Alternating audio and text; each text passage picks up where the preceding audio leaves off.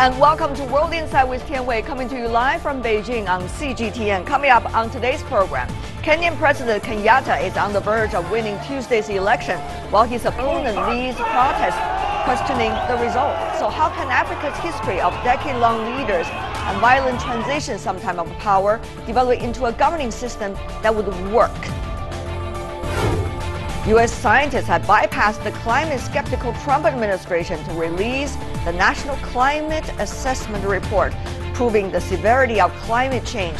How can Americans work around their White House to combat global warming? Can they?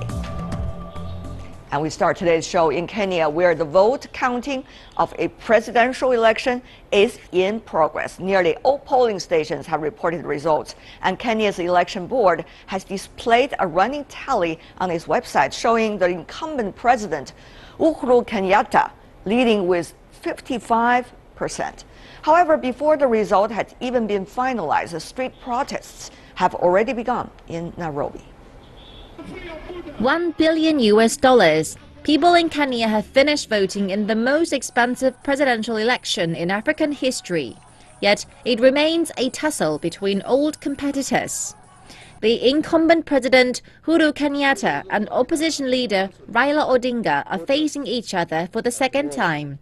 With the election board accounting information favoring President Kenyatta, Odinga said on Wednesday that hackers broke into the Election Commission computer system and database overnight, leading to massive voter fraud. His supporters burned tires and chanted, "Uhuru must go," in the Kenyan capital, Nairobi.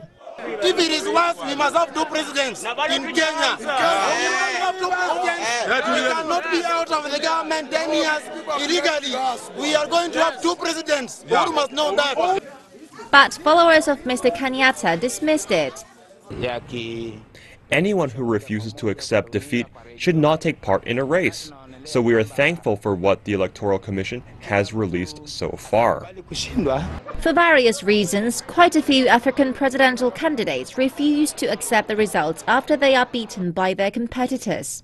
Raila Odinga himself complained after election failures in both 2007 and 2013, and the violence after 2007 election took lives of over 1,000 people. Maintaining political stability has been a challenge for South African President Jacob Zuma as well. The leader has just survived a no-confidence motion against him in Parliament by garnering 198 votes to the opposition's 177 votes. Many African leaders have ruled for decades, sparkling allegations of corruption and cronyism. In the recent years, Africa has been given high hopes on economic growth by international rating institutions. However, the continent needs a more responsive and accountable leadership to harness the political stability that fuels economic development. So what is the deal on Africa's leaders? Let's loop in our panelists. We have in Beijing Ms. He Wenping, professor at the Chinese Academy of Social Sciences, joining us here in China. Joining us in Nairobi, we have Mr. Abdullah Boru Halaki, who is a policy analyst on the Horn of Africa. Welcome, sir. Let me begin by asking you, Mr. Halaki, about the latest election, together with the survival of the South African president of the no-confidence vote recently in the assembly.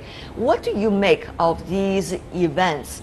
Are we seeing a whole generation of political leaders in Africa survived and will continue with their political path? I think there are two things that we can speak to about, the situation unfolding in South Africa. One, the ANC, much as it's losing a great deal of support from, the cadre of people who have been supporting them since even before the end of apartheid in 1991, there are pockets of people who still believe that ANC is the party to beat. And also, let's not be dissuaded, because for all his fault, Jacob Zuma still continues to ride on the brand that is the ANC, but also himself as a politician who knows how to maneuver the party machinery. He's an insider from the days when they were, in exile. So But also the other second trend that we need to contend with is the fact that despite its larger than life presence, ANC is facing competition from within, from people who feel like ANC is not, representing their interest. So it's a competition of these two particular, interests. Yeah, but of course my question is not just about South Africa, but also about Kenya. The president, Mr. Kenyatta, once again is likely to be the president of his country, Kenya, with this election. So my question really is about political leadership. How much does this show that this whole generation of political leaders will once again be the leaders of the next term, 5 or even 10 years? What would that mean? Well, I mean, in the Kenyan case, I mean, for Uhuru Kenyatta, this is his second and last constitutional term. One of the things that gets underestimated all the time when looking into African political processes is the capacity of the incumbency to use the state resources, where the distinction between the party as well as the state is not very clear. And in the Kenyan case, this has come up several times during the campaign, when cabinet secretaries, a fairly apolitical position, have been going around campaigning for the incumbent under the name of, ensuring that they are doing their ministry's job. The president and the deputy president have been using the state resources. Whenever they travel in the state helicopter, they stay in the state lodges, and so that already places the opposition to a disadvantage. Well, whether the helicopter really helped a lot in the election is questionable, but certainly it's one of those arguments. But Ms. He, I want to go to you about the two questions raised by Mr. Halaki from Africa. One is the relationship between party and state. The other is the relationship between an individual and the leader of the party and the party itself. One, of course, is the case of Kenya. The other is the case of South Africa. Yes, these two questions relates with different two kinds of survive. That's because we heard about this survival of those leadership. Because for the Uhuru Kenyatta, I think he's surviving. He's not surviving. He's sick for the second term because he has been doing very good for his first presidency term. Because you can see the economic performance in Kenya and still leads the way in the Eastern African community. And also this relations between the party and the state, I think has been doing quite good. People, regards this party, like led by Uhuru Kenyatta, can lead the state forward. So, and also this is also a test for mature democracy in Kenya, because they have been doing this presidency election for, I think this is the 5th one already. So all those previous one, even though 10 years ago, it has caused some post-election chaos. But the previous one, I think, is in the 2013. Also between these two candidates, now we have seen those Odinga and Kenyatta, but that one, 2013, has been very peaceful. Even this time around, even before this election, I have a very strong confidence for this peaceful election, because people has now been... there are protests though. Yes. But that's natural too. Yeah, yes, people has been educated from those 10 years post-election chaos. Is the South Africa case similar to this or different? South African case is different survival, yes, because ANC, like my colleague has mentioned, this party has been in power for more than 20 years. After the apartheid, yes, of course. But now it's gradually losing its reputation among those even black people, because they haven't seen the economic situation has been improved. So those, especially those radical, I think black parties now have been challenged. Those dominance position of the ANC. They even calling for the second revolution, that is economic, the revolution. Before they got the political rights, equal rights for voting, but now they think they still lag behind, far behind with those, the white people. So what kind of revolution that we are talking about here, it is still up to interpretation. And when we talk about the African leadership, we see in history, Africa has seen leaders that have been in office for at least 3 decades. Those in power for the last 38 years are leaders in Equatorial Guinea and also Angola. A close third at 37 years in office is Zimbabwe's Robert Mugabe, while the current Uganda leader, who has been in power for 31 years. Well, Whether their system has produced the leadership that would let them to be in the office for that long is up to their country to interpret. But what we are seeing is an interesting phenomenon. That is, what about the newer generation of politicians in those countries? And how are they working with this, shall we say, traditionally holding office generation in the highest position? Meanwhile, how should we interpret the economic and social transitions in those countries and the capabilities of the current leadership? Ms. He, very briefly, your analysis. Yeah, because we will see another phenomenon, that is those number of those long-stay presidents in African countries now is get less and less, rather than get more and more. Comparing with the situation during the Cold War, there are more such kind of long, even lifelong presidency in the African continent. So those remaining, those several you just mentioned, I think that everyone, they have different background, they have different national condition. Like President Robert Mugabe, he has been the nation, the country founder ever since the country got independence from the British colonial rule. So he has his those roots goes with him. But luckily, because he has a very good health, so he can continue to serve his job. But he also has his political wisdom, so he can, crack down even those opposition party. Opposition party cannot unite themselves also together. It's not a competitor at all for the Robert Mugabe himself and his party. So anyway, I think different countries have a different case. The reason they can continue their rule also because they can maintain some kind of stability. All those countries with those long, stay presidency, they don't have any political conflict or a civil war, something like that. Very interesting, your analysis. Of course, that's one of the perspectives. We're also joined by Mr. Amira Woods, who is an associate fellow at the Institute for Policy Studies. She's joining us from Washington, D.C. in the U.S. Ms. Woods, welcome to our program. Do you agree with the analysis presented by the previous panelist?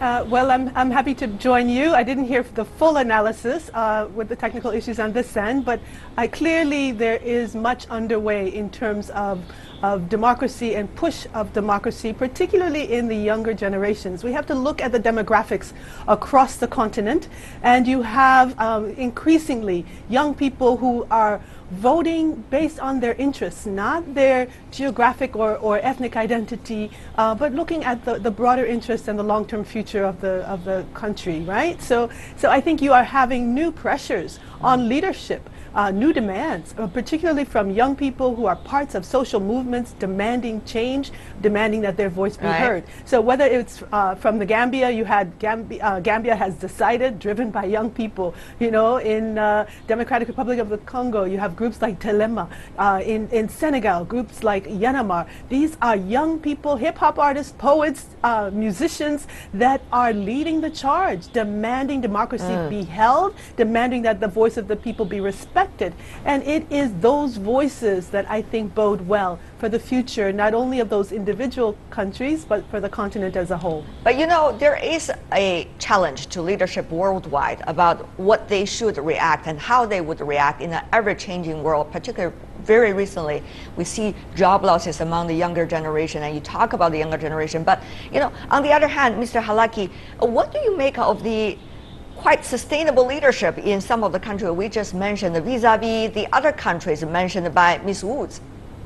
Your views? Yeah, I think I tend to agree with the previous speaker. The reality is, Africa is not a monolithic, continent. All from South Africa to Egypt and from coast to coast. I think there are obviously areas where African leadership needs to improve, but also there are areas where young, detribalized, urban, well-traveled Africans are actually changing, the faces of politics. Even in places like Kenya, where a lot of attention has gone to the national politics, at the local level, independent candidates that do not belong to, the mainstream political parties are actually gaining a lot of traction.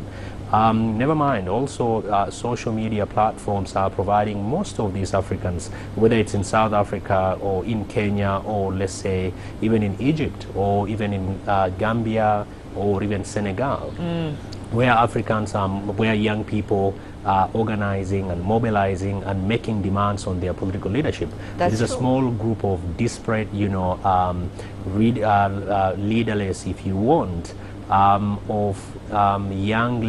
young Africans making demands that is, they congregate under the umbrella of called hashtag KOT, that is Kenyans on Twitter. Right. The amount of changes, although sometimes it's very disaggregated, is really tremendous. That is tremendous, but at the same time, what we are seeing right now are very different narratives. In some international media coverage of those happening on the ground, you see a rather skeptical coverage of the national politics in many of the countries that we mentioned today. In other coverage, and if you talk to people over there, there are different interpretations as to what is happening. Even on social media, you hear all the views. But as you may know, with the US election, you will never be able to trust the social media in terms of when there's polling or there's numbers or there's so-called political analysis and assessment. So who should we listen to? What exactly is happening on the ground? An example to you, Ms. Wood. There have been so much skeptical analysis about the South African president, Mr. Zuma. However, he and his cabinet survived the 6th time no confidence vote. And this time, even though many of his party members goes to the other camp, he still survived. So what we read, is it really what is going on the ground? What we try to interpret, is it really what is in the hearts of the people? Ms. Wood. I think we have to look at all the forces and understand that there are different ways to get information, right? But clearly, South Africa is in an interesting place. You have the African National Congress. It's the oldest political party on the African continent, been around over 100 years, has tremendous sway in the country where, independence just came in 1994. And so while you have a very strong youth movement that started with the Fees Must Fall campaign and went to the Zuma Must Go, broad, overwhelming push from people across the country, you have a party that is very solidly entrenched. And so while you had some members of the African National Congress able to kind of vote the will of the people, you had others looking at their own personal interests, will they still have a job at the end of the day after their vote, and those kinds of narrow short-term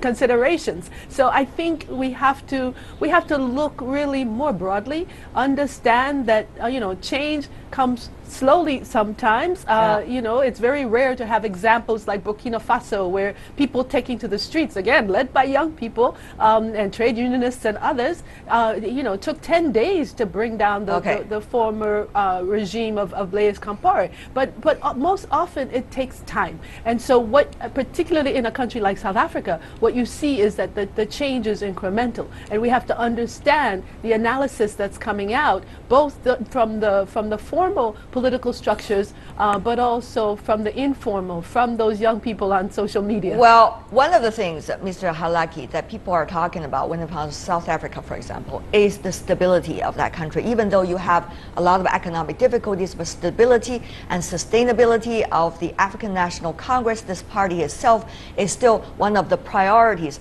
for the parliament members when it comes to this vote. So when we talk about all of these, different voices, is it really likely to be a smooth transition? And how much are we going to see changes in politics? Changes in politics sometimes is for the better, sometimes it's not necessarily going to get better. We have to point that out first, of course. Ms. Halaki. Mr. Halaki. I beg you, I heard only parts of your question. You were saying that, is this sustainable, right? Well, if you cannot hear my words for now, I would go to Ms. He, because we're really running out of time at this time. Ms. He, would you like to take that question?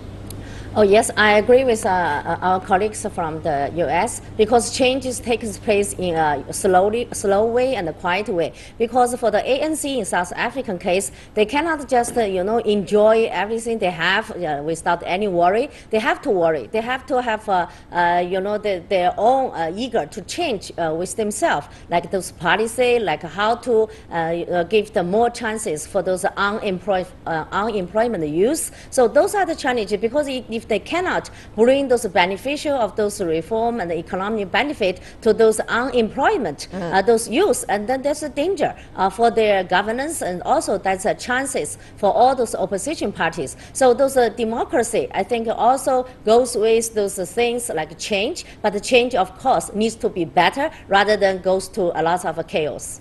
Well, many of the countries that we mentioned today are developing countries, and some of them are even emerging economies, such as South Africa. So, Ms. Woods, how do you interpret, how the economic development are going together with the political changes, or actually they have to be interpreted in different ways? Ms. Woods, very briefly. Well, I think that's the most critical question, because I think we have to look at the economics to understand what's happening, and particularly with those young people. It is those young people who are without jobs that are most active in terms of the political pressures from below. So I think we've got to understand the need for countries around the continent to put the interests of particularly their young people first. So that is, addressing issues of unemployment, addressing the vast inequality that is rampant in country after country, but especially in countries like South Africa, one of the most unequal countries, in the world, but also addressing, long-term issues like, how to gain value out of the manufacturing that's so needed from the raw materials in their countries. So many vast riches of whether it's diamonds in South Africa or across the continent, you have vast wealth that is not really put to the interests of the majority of the people on the continent. So it is jobs, it is addressing the inequality, and it is addressing the fundamentals of the economy to make sure that there are opportunities to add value to resources, to add manufacturing, and to improve the condition of people's lives. All right.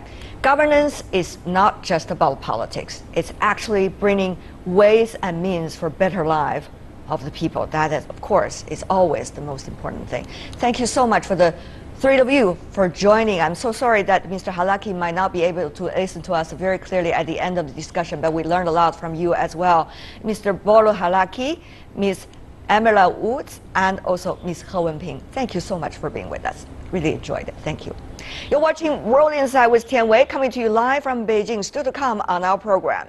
U.S. scientists have bypassed the climate-skeptical Trump administration to release the National Climate Assessment Report, proving the severity of climate change. So why has the White House been so successful in normalizing climate change denial? Will they? After this.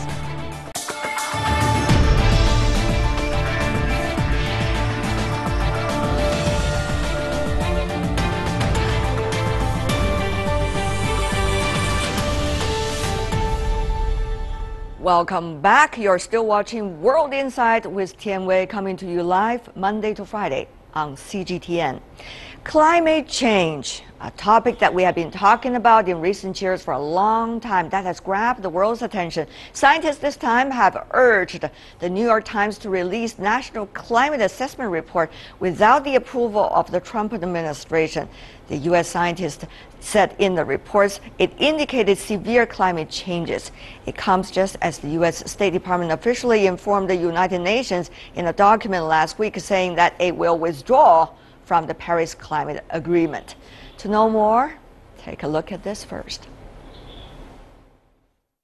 Things were different this year.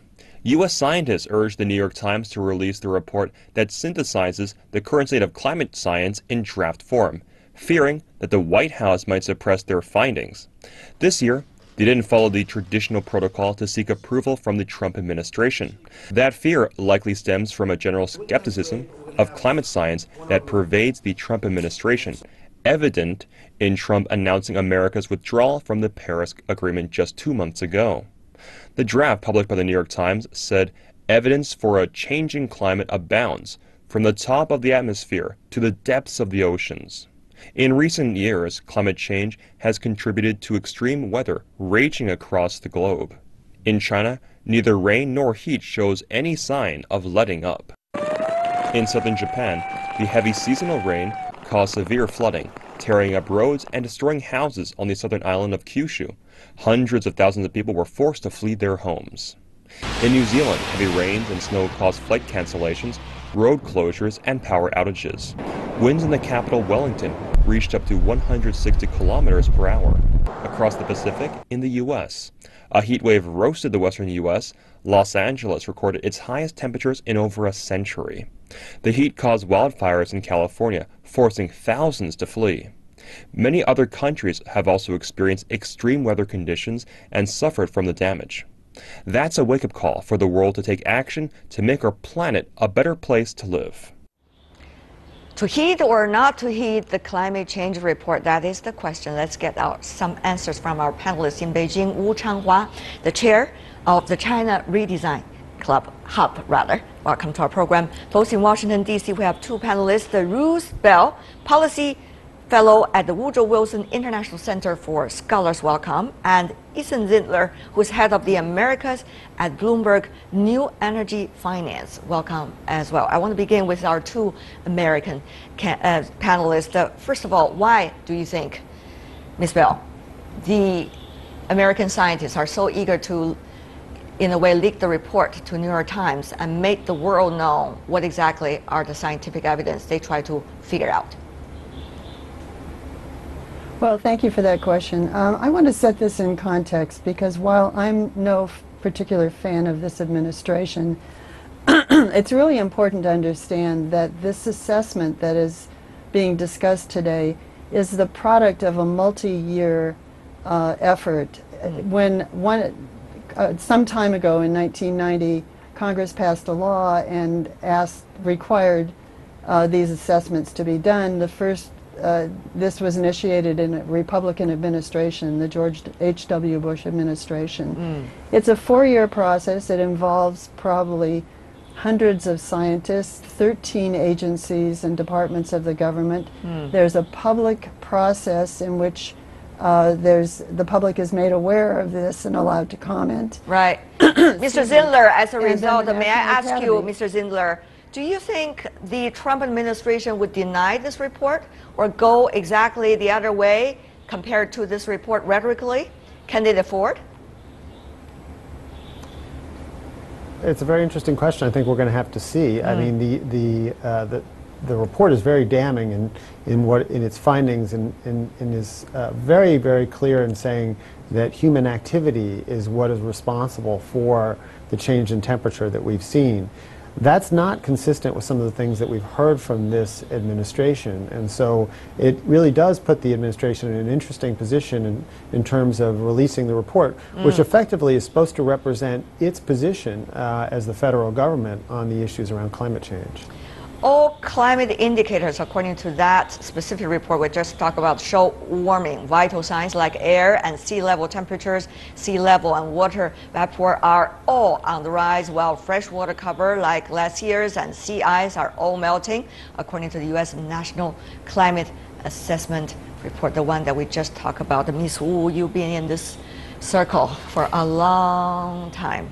We know the world was appalled by the U.S. decision this time, but will these scientists be able to convince the politics? I think it's an interesting process, and with the current Trump presidency, it's already creating a lot of confusions and distractions, to a certain extent even sort of discouragement. But in the meantime, actually, the science is telling the truth, and particularly the report looked back 50 years. So half a century's record of scientific information knowledge once again demonstrating climate change is happening, and the U.S. is no exception. And if you look at different regions, different parts of the country's been suffering hugely and from the climate change. So no one can deny the fact. But hopefully somehow it will be very difficult to change the Trump presidency position. But I believe the country, subnational regions, the civil society, the public and the business business community will stay on the course? Well, when we talk about staying on the course, to what extent can they stay on the course when the national policy is going the other way around? And Ms. Bell, you know better than I do, in fact, that the EPA, of course, was very skeptical about this report because that's an administrator chosen by the Trump administration. Having said that, though, this is creating such a divide among, let's just say, when we see from outside, the Western countries, so-called. I mean, Europe and US now have very different ideological pursuit now. One is really about doing something for climate change, and the other is, at least the Trump administration, not at all.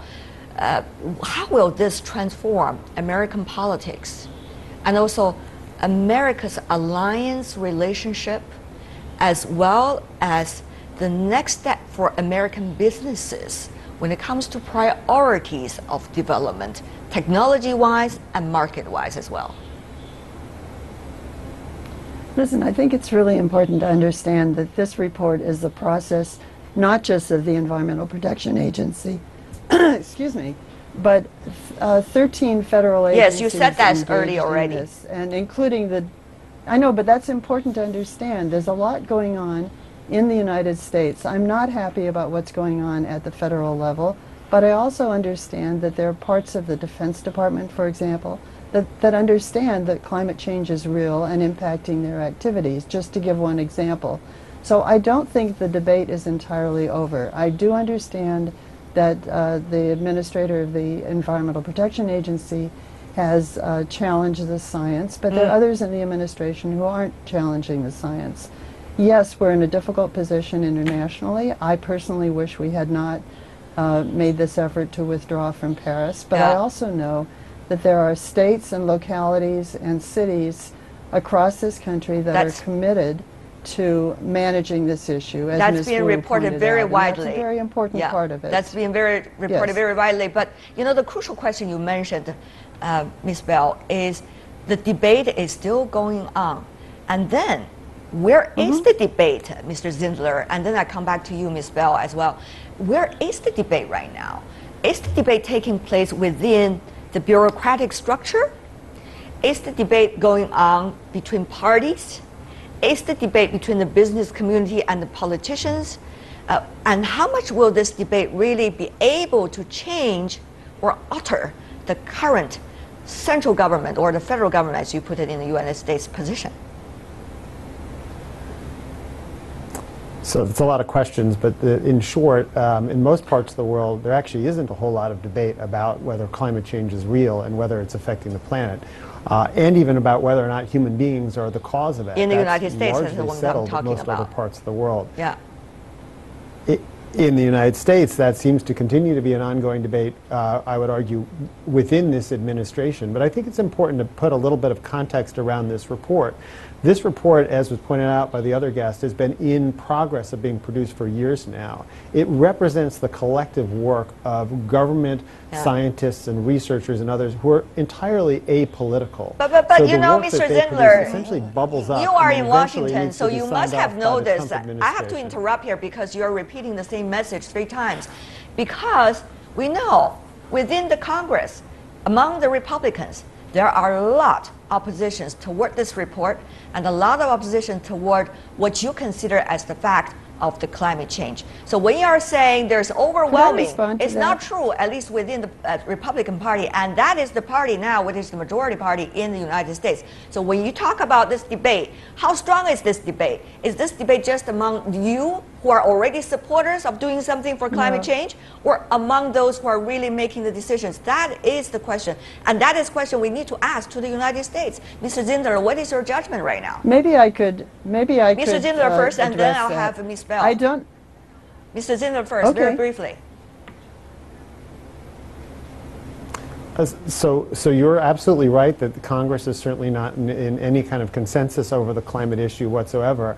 I guess the point I'm trying to make is that as you look at what this report means in terms of actual policies, it's important to understand that if the federal government is saying in this report that climate change is real and it's a problem, then that makes it difficult for the Trump administration to write rules that do not effectively address climate change. And that's why the context here around that is important. I realize that the other guests and I have made that point, But you need to understand that this scientific research is the basis on which law is supposed to be made. That's right. And so if laws are made that are in direct conflict with it, then you will potentially have problems with laws and rules being challenged by various environmental groups in the future. Wonderful, Mr. Zindler. You take And that if I could also position and add idea to that, out already. Ms. Bell, please go ahead.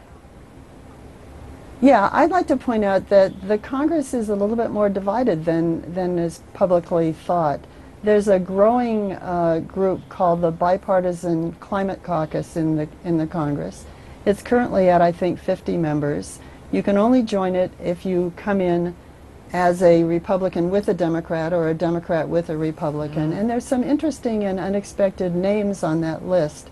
So what I think we're really seeing is a growing grappling with this issue. Okay. It takes time, and I know it's politicized, but I think if you look at some of these undercurrents, there are a number of things going on. The second point is this document that we're talking about is in effect a kind of a guidance document. It's a guidance document not just for the federal government, but also for the other parts of the United States, the states and the cities and the counties and things, all of whom have to, as responsible government bodies, have to plan for changes that are going on in their communities.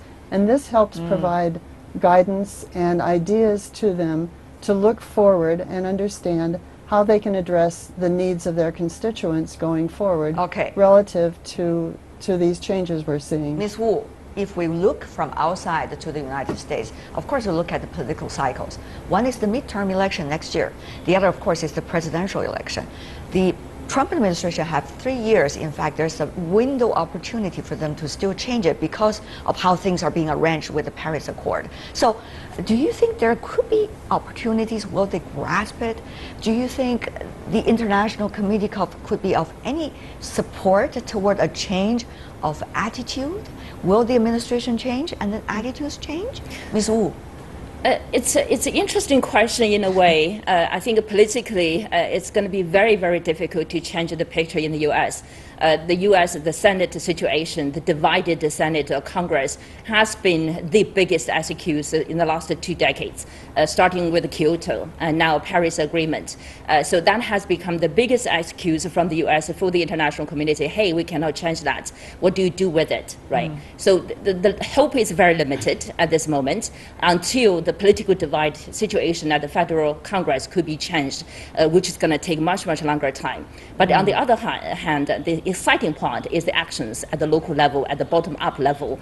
So how the two will work together to continue to play the role for the U.S. to contribute to the climate solution at the global level, that remains to be seen. It's a very difficult situation. As I said, on one side, politically, it's a very difficult situation. We just have to wait until the president change in the U.S. or wait for the divide of the situation at the federal Congress could change. If I could, Ms. Wood, a follow-up question. China, of course, is being seen as one of the leaders now to do something about climate change in the world. But on the other hand, will those individuals and businesses and also states in the United States who are subscribing to the idea of climate change and doing something about it be able to work with China? To what extent will they find a way through China toward a goal that is commonly recognized with China and, let's just say, the rest of the world? This happens to be a bright spot. If you look at the city-states at the subnational level, the two countries have already been working very, very closely together. If you look at the business community, many U.S. companies in China have been already continue to commit to the Paris Agreement, committing to technology innovation, R&D, finding the solutions. But in the meantime, of course, they also recognize this is the biggest opportunity for the future, the near future. They have to be part of it. Either you continue to be part of the block or you continue to be part of the solution. I think the smart people, decision makers at the subnational level and business level in the U.S. in particular have seen it. They have to work with China on this. Well, two arguments. One is soft power, of course. When the rest of the world see one thing and only one country sees the other, certainly there's an argument about soft power. Secondly, is the business opportunities. How much will be missed as a result of not recognizing the same goal with the rest of the international community? Ms. Bell, do you think the Trump administration, when talking about America first, when talking about business opportunities, will be able to recognize these two fronts that are also very important for the United States? Of course, it's your internal affairs. That's why I'm only asking for your views. You know, I think increasingly you're seeing independent action by people, by business, even by our Congress, which is taking action independent of the Trump administration's point of view on certain critical issues. So you know, it's hard to know how this is going to move forward. But I'm a little bit more optimistic that there is enough momentum, both in the clean energy world and in the desire to tackle this issue among business, among a lot of legislators, if not all legislators, among a lot of states. Right. And there are a lot of practical issues to address. So I'm a little bit more optimistic that that some not good attitudes in the Trump administration won't block actions elsewhere. Mr. Zindler, also 30 seconds for you to wrap it up. So yeah, I think it's fair to say it's very important to note that in the United States, states have a lot of leeway to make their own energy policies, and we're seeing that. I was in Beijing a few months ago for the Clean Energy Ministerial, a meeting of energy ministers around the world, and none other than the governor of California, Jerry Brown, was there and met with your president during his visit. So clearly we see the commitment from some parts of the country, certainly less in other parts of the country, but the U.S. is a large and diverse country and a lot of leeway for local policy making, which will help address these issues. Going to be very interesting how people are going to make their versions of change in the U.S. Thank you so much for the three of you. Very insightful. Ethan Zindler, Ruth Bell, Wu Changhua. Really appreciate it. Thank you. And that is all the time we have for today. You've been watching World Insight with Tian Wei. We'd like to see more if you want to. Visit our website. Just type World Insight CGTN in your search engine. Check out our YouTube channel as well. Follow us on Twitter, Facebook, and Sina Weibo. From me, Tian Wei, and everyone on the World Insight team, thanks for watching. Tune in again tomorrow for insights across China and around the world.